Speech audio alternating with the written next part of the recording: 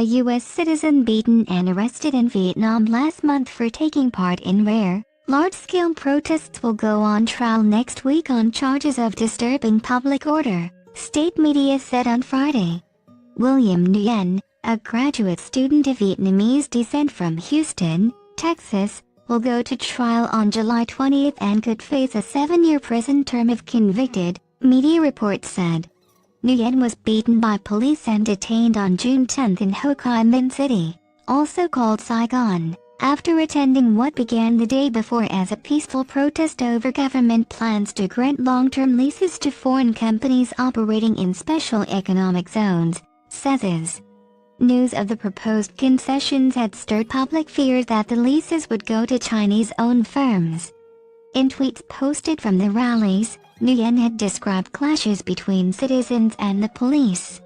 But quoting the indictment against Nguyen, Vietnam's state-run Tui Tree newspaper said on Friday that the American student had also urged protesters to overrun police barricades as they marched toward the city center.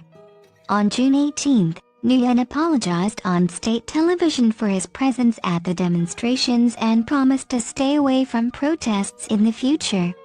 Prepared for the worst speaking on Friday to RFA's Vietnamese service, Nguyen's sister Victoria Nguyen said that she was upset when a visit to Vietnam this week by U.S. Secretary of State Mike Pompeo failed to secure her brother's release. How can you say that Vietnam and the U.S. have this great relationship and everything's going great, when you know what they're doing, and you're not acknowledging that part of the whole human rights aspect? She asked. So it's upsetting, because you assume that the government's going to stand up for you as a citizen, but they don't. Throughout what she called the turns and twists of her brother's case, she has always been prepared for the worst, she said.